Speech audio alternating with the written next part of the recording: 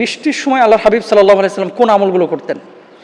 সবসময় বৃষ্টি আমাদের জন্য যে রহম, আবার সবসময় যে আযাব, কোনোটা কিন্তু আমরা স্পেসিফিক বলতে পারবো না, কারণ হচ্ছে এটা আল্লাহর ইশারা। ওয়া আনজালা মিনাস সামাই মাআন ফাআখরাজা বিহি মিনাস সামারাতি রিজকাল লাকুম। আল্লাহ তাআলা কুরআনুল কারীমের মধ্যে বলছেন, আসমান থেকে তিনি বৃষ্টি বর্ষণ করেন, এই জমিনটাকে তিনি সজীব করেন, এবং এই সজীব জমিন থেকে আল্লাহ সুবহানাহু ওয়া তাআলা বান্দাদের জন্য রিজিক বের করেন। রিজিক, যদি জমিন ফেটে চৌচির হয়ে যায়, সেখান থেকে কিন্তু আপনি রিজিক আনতে পারবেন না। সেচ প্রকল্প আর সেচ কাজ করে ফসল ফলাদি আপনি উৎপাদন করতে পারবেন না।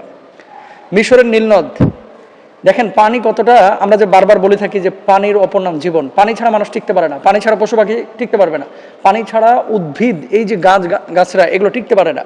মিশরের নীলনদ আফ্রিকার 26টা দেশে প্রবাহিত হচ্ছে, 26টা দেশ। তো এই পানি থেকে মিশরের লোকেরা উপকৃত হচ্ছে, আফ্রিকার মানুষ উপকৃত হচ্ছে। তো আল্লাহ তাআলা যে পানি দেন, আমাদেরকে বৃষ্টি দেন, এটা কখনো কখনো বান্দার উপরে আল্লাহ সুবহানাহু ওয়া তাআলা রহম স্বরূপ দেন। এখন আপনি যদি বলেন, নূহ আলাইহিস সালাতু ওয়াস সালামের সময় তো আল্লাহ তাআলা পানি দিয়েছেন, প্লাবন দিয়েছেন, সেটা কি আল্লাহর পক্ষ থেকে রহম ছিল না আযাব ছিল? আল্লাহর পক্ষ থেকে আযাব ছিল। বন্যা হচ্ছে, দুর্যোগ, এই ধরনের বিপর্যয়গুলোর সময় এগুলোকে কি আমরা পরীক্ষা বলবো নাকি আযাব গজব বলবো? এটা আল্লাহ সুবহানাহু ওয়া তাআলার ইশারা। এটা আল্লাহ ভালো জানেন যে কোনটা আযাব কোনটা পরীক্ষা। তবে হ্যাঁ, যখন বৃষ্টি হচ্ছে, যখন বাদলা দিন আমরা দেখতে পাচ্ছি, সেই সময় আমাদের কিছু করণীয় আছে। যায়েদ বিন খালিদ রাদিয়াল্লাহু তাআলা আনহু বর্ণনা করছেন, হুদায়বিয়ার বছর একদিন আমরা রাসূল সাল্লাল্লাহু আলাইহি ওয়াসাল্লামের সঙ্গে বের হই। এক রাতে মুষল ধরে বৃষ্টি বর্ষিত হয়। আল্লাহর হাবিব সাল্লাল্লাহু আলাইহি ওয়াসাল্লাম আমাদের নিয়ে ফজরের নামাজ আদায় করলেন। কখন? ভোরবেলা। এরপর আমাদের দিকে ফিরে বললেন, তোমরা কি জানো তোমার রব কি বলেছেন? আমরা বললাম, আল্লাহ এবং আল্লাহ রাসূল ভালো জানেন।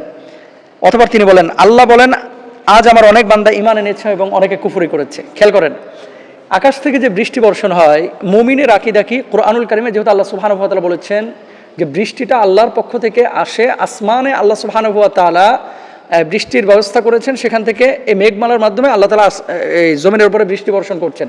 তাহলে আমাদের আকীদা কি? আমাদের আকীদা হচ্ছে আল্লাহর পক্ষ থেকে বৃষ্টি হয়, রাইট? সবাই একমত। আর কিছু কাফেরের আকীদা হচ্ছে যে কোনো স্রষ্টা বৃষ্টি দেয় না, বৃষ্টি দেয় কে? বৃষ্টি দেয় হচ্ছে কিছু তারকারাজি। আর আকাশে তারা দেখেন না, এই তারকারাজি বৃষ্টি বর্ষণ করে। তা আল্লাহর নবী বলছে, যে সমস্ত মানুষ বিশ্বাস করেছে যে আল্লাহ বৃষ্টি দিয়েছে, তারা ঈমান এনেছে। আর যারা বিশ্বাস করেছে যে তারকারাজি বৃষ্টি দিয়েছে, আল্লাহর হাবিব বলছেন তারা কুফরি করেছে, নাউজুবিল্লাহ। তাহলে আমরা বৃষ্টি দেখার পরে শুকরিয়া আদায় করব এবং আল্লাহর প্রতি বিশ্বাস স্থাপন করব, এই বলে যে আল্লাহ এই বৃষ্টি বর্ষণ করছেন। 2 নম্বর, আল্লাহর হাবিব সাল্লাল্লাহু আলাইহি ওয়াসাল্লাম, আনাস রাদিয়াল্লাহু তাআলা বর্ণনা করছেন, আল্লাহর হাবিব সাল্লাল্লাহু আলাইহি ওয়াসাল্লামের সঙ্গে আমরা হেঁটে এক জায়গায় যাচ্ছিলাম। এমন সময় বৃষ্টি বর্ষণ শুরু হলো। তখন রাসূল আকরাম সাল্লাল্লাহু আলাইহি ওয়াসাল্লামের কাপড়ের সামান্য অংশ তুলে নেন, ফলে তার শরীরের কিছু অংশ বৃষ্টিতে ভিজে যায়। আমরা বললাম, হে আল্লাহর রাসূল, আপনি এমন কেন করলেন? তিনি বললেন, কারণ একটু আগেই মহান আল্লাহর কাছে থেকে এই বৃষ্টি এসেছে। তাহলে বৃষ্টি যখন আসলো আল্লাহর পক্ষ থেকে, আপনার দায়িত্ব হচ্ছে এই হাত দিয়ে বৃষ্টিটাকে স্পর্শ করা, শরীরে বৃষ্টিটাকে স্পর্শ করা। অনেকে বৃষ্টির দিনে ওই যে ছাদে গিয়ে আপনারা ভিজেন, বৃষ্টিতে ভিজেন। বৃষ্টি আসলে অনেকে খিচুড়ি গোশত রান্না করার প্ল্যান করেন। বৃষ্টি আসলে অনেকে আপনারা বাড়িতে খাবার দাবারের আইটেম নিয়ে আপনারা পেরেশান হয়ে যান, তাই না? বাড়ির ছাদে যে সমস্ত মেয়েরা বিশেষ করে গোসল করে এবং ছেলেরা গোসল করে, অনেক সময় পর্দা ঠিক থাকে না, বৃষ্টির পানিতে ভিজে চুপসে একেবারে বডির সাথে লেগে গেছে, তার ভেতরের অভ্যন্তরীণ স্ট্রাকচার ছেলে এবং মেয়েদের বোঝা যাচ্ছে সম্পূর্ণরূপে হারাম। এভাবে বৃষ্টিতে ভিজতে আল্লাহ রাসূল বলে নাই, বৃষ্টি স্পর্শ করতে বলেছেন। তবে কেউ যদি বৃষ্টিতে গোসল করে, যায় যাচ্ছে। 3 নম্বর, কল্যাণের প্রার্থনা করা। আম্মাজান আয়েশা সিদ্দিকা রাদিয়াল্লাহু তাআলা আনহা বলেছেন, রাসূল আকরাম সাল্লাল্লাহু আলাইহি ওয়াসাল্লাম বৃষ্টি দেখলে একটি দোয়া পড়তেন। দোয়াটা কি? আল্লাহুম্মা সাইয়িবান নাফিয়া। দোয়া কবুল হয় বৃষ্টির সময়। রাসূল সাল্লাল্লাহু আলাইহি ওয়াসাল্লাম বলেছেন, 2 সময় দোয়া ফিরিয়ে দেওয়া হয় না, খুব কমই ফেরানো হয়। 1 নম্বর হচ্ছে আজানের সময় এবং শত্রুর সঙ্গে যুদ্ধ চলাকালীন সময়। আরেকটা বর্ণনা মতে বৃষ্টি চলাকালীন সময়। তা আপনারা তো বৃষ্টি যখন হয় তখন ওই বৃষ্টির কিছু গান আছে, এই গান শোনেন অনেকে, বৃষ্টির সময় গান শুনে, এগুলো করবেন না। বরং এই বৃষ্টির সময় আপনারা আল্লাহর কাছে ক্ষমা চাইবেন, আযাব থেকে মুক্ত হওয়ার জন্য আল্লাহর কাছে দোয়া করবেন ইনশাআল্লাহ। তারপরে আযাবের সংখ্যা, বৃষ্টির আগ মুহূর্তে মেঘের গর্জন শুনলে আল্লাহ রাসূল সাল্লাল্লাহু আলাইহি ওয়াসাল্লাম চিন্তিত হয়ে পড়তেন। চিন্তা করা যায়। আমাদের আয়েশা সিদ্দিকা রাদিয়াল্লাহু তাআলা আনহা বলছেন, জীবনে আমি এমন কোনোদিন নবীজিকে দেখি নাই যে নবীজি এমনভাবে হেসেছেন যে তার আলজিব্বা বের হয়ে গেছে।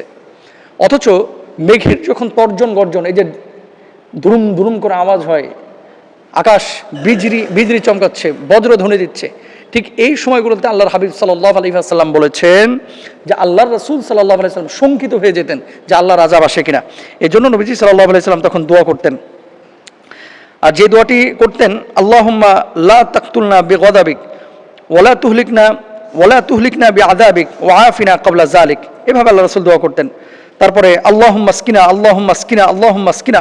আনাস বিন মালিক রাদিয়াল্লাহু তাআলা আনহু বর্ণনা করছেন, জুমার দিন এক ব্যক্তি মিম্বার বরাবর দরজা দিয়ে মসজিদে প্রবেশ করে, তখন রাসূল সাল্লাল্লাহু আলাইহি ওয়াসাল্লাম খুতবা দিচ্ছিলেন। বললেন, আল্লাহ রাসূল বৃষ্টি হচ্ছে না, দোয়া করেন।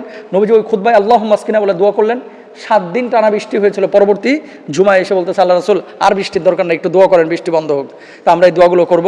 আরেকটি দোয়া আল্লাহ রাসূল শিখিয়েছেন, আল্লাহুম্মা হাওয়ালাইনা ওয়ালা আলাইনা। এভাবে আপনারা দোয়াগুলো করবেন। আল্লাহ তৌফিক দান করুন।